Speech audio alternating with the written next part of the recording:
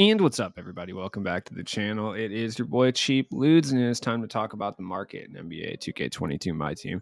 I don't know why I did the We Are the Champions fist here, but you know what I mean? Solidarity or whatever. It's fine. The market has not been affected all that much by the limited edition 4 packs, which I mean, I said that yesterday. These really never affect the market, especially the last two, because of the guaranteed boxes that were non auctionable. So, regardless, let's talk about the market in general. First things first, though, I did want to mention this. The pickup challenge now has a zero gravity pack. Now, realistically, are you going to get anything from this? No, probably not. But, it's worthwhile to do, at least just to get the zero gravity pack. Plus, you can tie in like the Luca agenda and some other agendas in there too to really like knock it out, because it's going to match obviously with the team that you put out there. So if you run a bunch of golds and emeralds and stuff that you need to get challenges done with, the game will respond in kind. It'll be a pretty easy experience, especially on pro difficulty. You get a free pack, whatever, you know what I mean? It's fine. Then you can get that double with Luca, and you can get Jay Williams, who's really, really good actually for a Sapphire.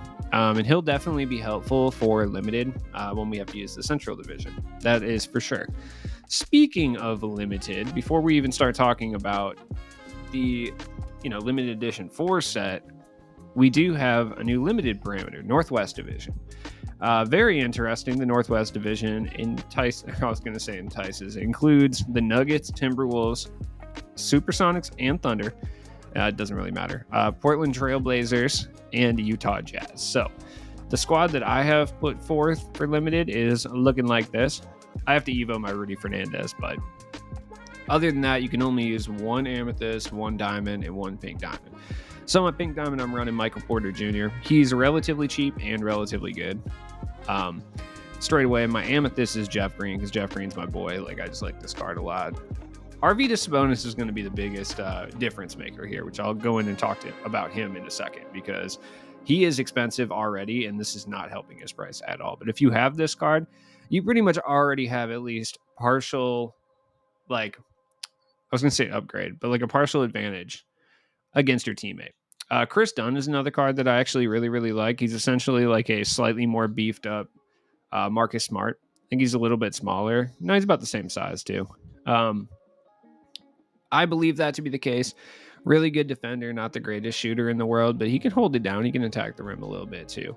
In addition to that, I'm running Rudy Fernandez, who is he the fastest guy in the world? No, but he's relatively solid. He can do 3-and-D stuff. He can attack the rim. He can be your primary ball handler. Just really depends what you need him to do, though. I would highly recommend Evoing him, because his jump shot is pretty horrendous without the Evo, so I have to go get on that at some point. Off the bench, I'm running limited edition 3 RJ Hampton. Once again, just like Chris Dunn, pretty competent defender. He attacks the rim really, really well. He's not the greatest shooter, but then I'm running Dunktober Dort. Isaiah Ryder at the shooting or at the small forward is not really the most wise decision, but I just don't have anyone else. Like, it's so desolate out here. It really is. Looking at some of the squads, especially with the lower overall stuff, oh God, it's bad. It's so bad. Like, I could use Clarkson. He came out in season 2, though. Like, you know what I mean? Like, it's just, there's not a lot going on there. If you have a non-evoed Covington, that would be cool. Like, he would definitely hold it down. Other than that, you could run Duckworth. Duckworth's fine. Like, whatever.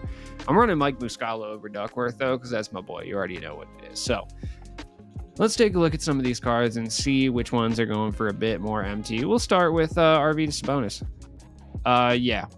He was like 9K the other day. Now he's a little bit up. So, I mean, he's not really that much more expensive than he was before. I mean, he's like essentially almost double the price, but it might even be worth it, especially if you're chasing the limited reward straight away. And then there's Earl Boykins, who, if I run into Earl Boykins, that's going to be so funny. Earl Boykins is like really expensive, though. It's like 6K for some reason.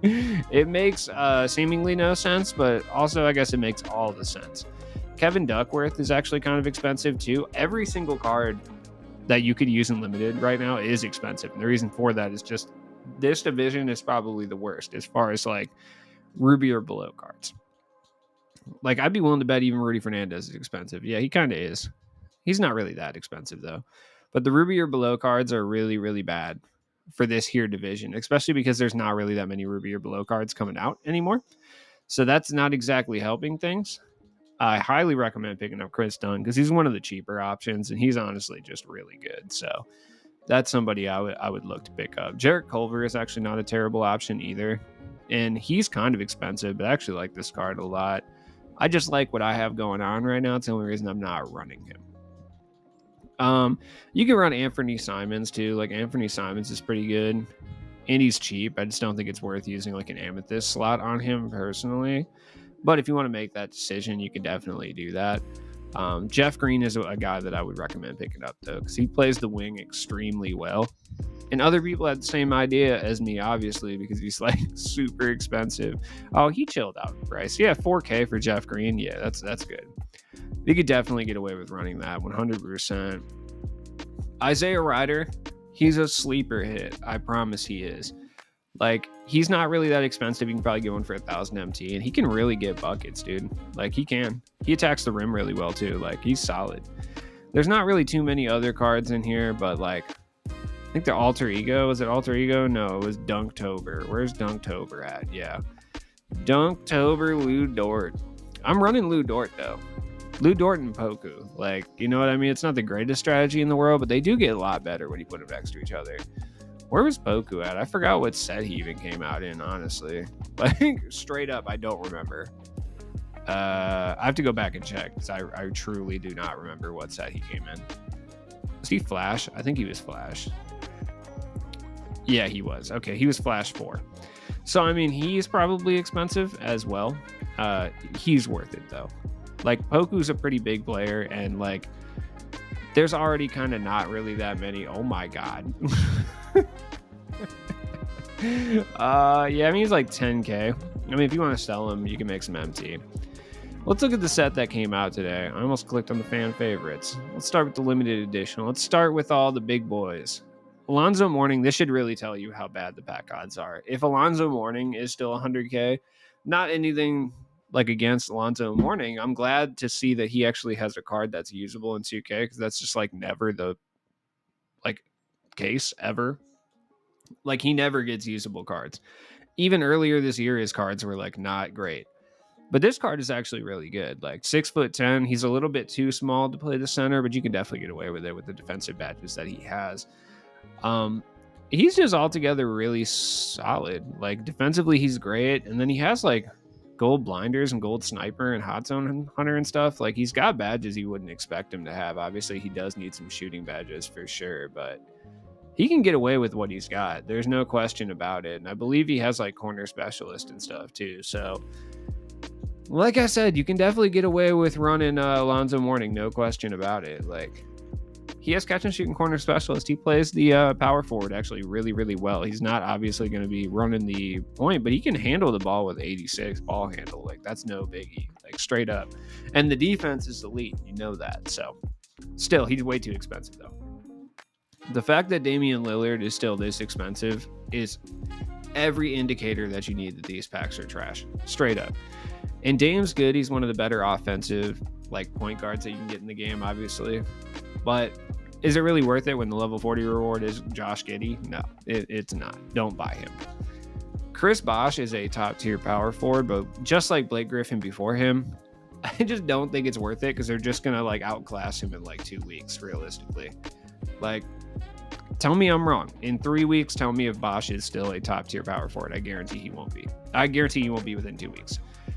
Big Mello. On next gen, he's nasty. On current gen, he's still kind of not really that great just because he can't shoot from the corners. But he does play the 2 guard, which obviously he's really good at. And they did give him like Hoff clamps and stuff. So Melo's kind of nasty, but like, I don't know, man. 500K is like, seems like a lot for Melo. I'll be honest. That seems like quite a bit. Jimmy Butler. There's just a lot of good 3-and-D shooting guards at this point. It's just really tough to straight up recommend Jimmy Butler. But he's obviously going to be good. He's going to be able to move like Scottie Pippen, but at the same time, he's got a much better jump shot with just as good of defense. So you can view him as just an improved version of Scottie Pippen, essentially, is what you can view him as. I personally still like Scottie Pippen's jumper a lot, so I don't view him as much of an improvement, but he is. He's got everything you'd realistically want him to have. He's just too expensive. That's it. And doesn't have Chef. which kind of sucks, but you know. Glenn Robinson is sick, okay? Glenn Robinson is one of those cards that I really, really, truly in my heart and soul hope is a buyout by the end of the day because I really want Glenn Robinson, dude.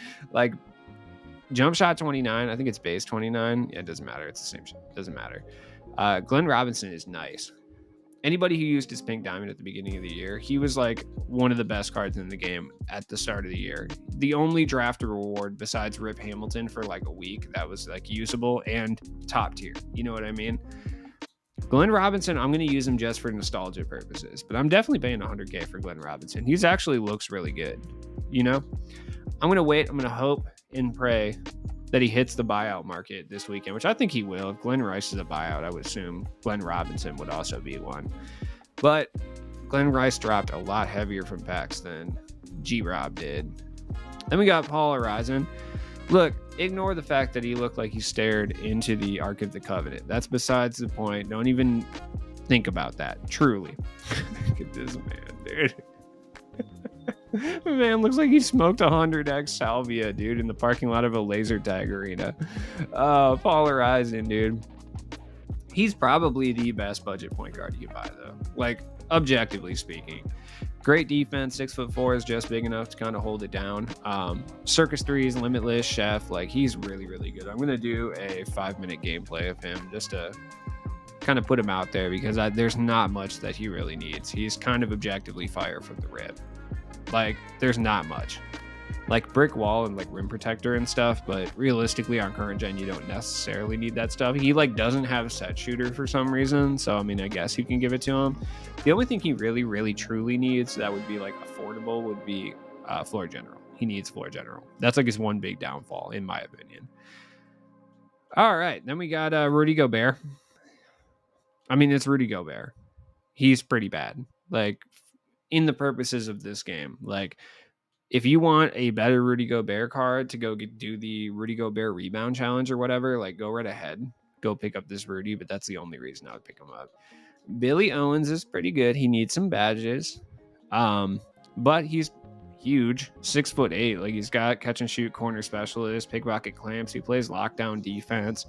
He attacks the rim. Like, he's got gold brick wall and stuff too, and rim protector, so he can play very competent defense. All he lacks is a couple shooting badges. That's really it.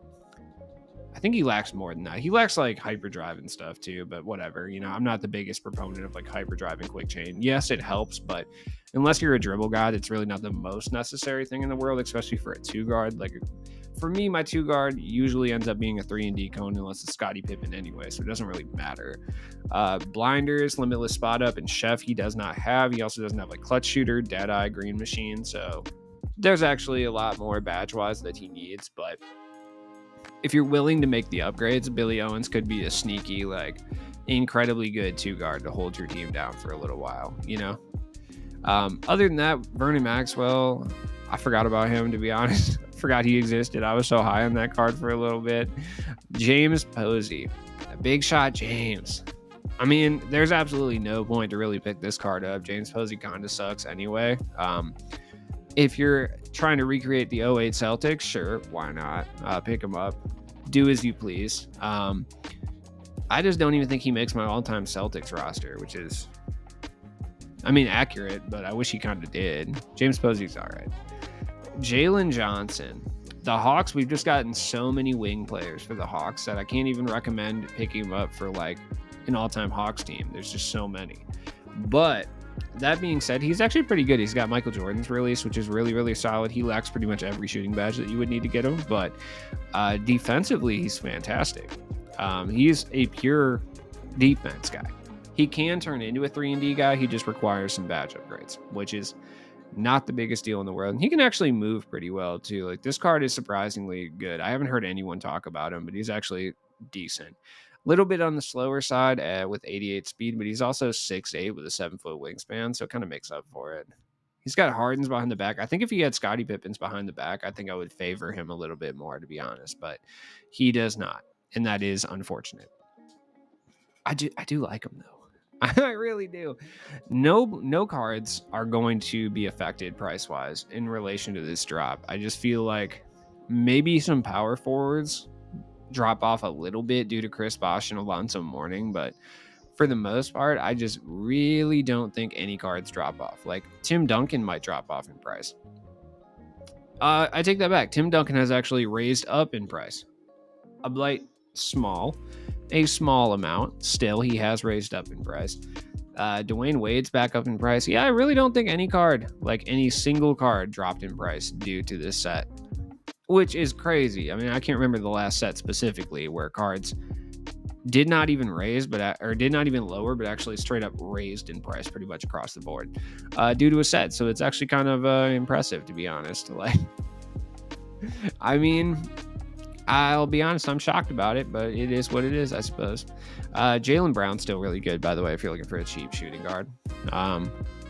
He's a little bit more on the expensive side for sure. Over like I wouldn't consider him a budget player. Is kind of what I'm getting at here. But I mean, Kawhi is probably still the best budget option. Honestly, he's still a little bit expensive just because his name is Kawhi Leonard, but he's still fire. You know what I mean? Michael Porter Jr. His price is actually lower than I expected. You're gonna run into this dude all the time in limited. I swear to God, you will. Like limited is about to be a Michael Porter Jr. fest, dude. Jonathan Isaac, if you haven't picked him up already, I would recommend picking him up soon. The reason for that is his price is probably going to start to climb up a little bit because majority of people are going to have him in their collection. They're going to use him for something. Plus, we're going to have to use Orlando players at some point, I think. No. Sorry, that's only pink diamonds. I forgot. I was thinking for limited, but either way, I think he's worth picking up. I'm probably going to pick him up tonight just to use. I'm not a huge fan of Thon Maker. I respect what Thon Maker brings to the table, and he's also really cheap for some reason out of nowhere. I don't know what that's all about. Did people realize that Thon Maker might not be the truth? I don't know. He's still good for 50K though. I was saying he might be, a wee bit overrated for 100K, but for 50K, he's not. I'll say that right now. Like, that's just facts. Like, I think the best budget point guard is still Alex Caruso, though. I do. Paul Horizon and Alex Caruso are probably the two best budget point guards. Cassie's probably the best budget shooting guard, I would say. Durantula is way up in price, too. Either way, as always, been your boy Cheap Ludes. Look, a wee bit of an under. Why do I keep saying wee bit when the Leprechaun? Anyways, a little bit of an underwhelming pack drop. I personally like the players that were in them, but the drop itself for 2K purposes is a little bit underwhelming. But I think that's not necessarily a bad thing. I like to see these random dudes kind of get their shine, like a Dark Matter Glenn Robinson's dope. People take these a little bit too serious sometimes when it comes to the drops, and get like violently angry when they like don't get the player that they want or don't get a player that's quote unquote meta. But I still believe that, the cards that we received were pretty tight. Honestly, I'm waiting for that Glenn Robinson to hit 100K so I can pick him up. Glenn Rice is over here clogging up the filter or whatever. I like how the number one complaint for the takeoff packs from people were that it was messing up snipe filters. That should tell you everything you need to know about 2K community, man. Peace out, guys.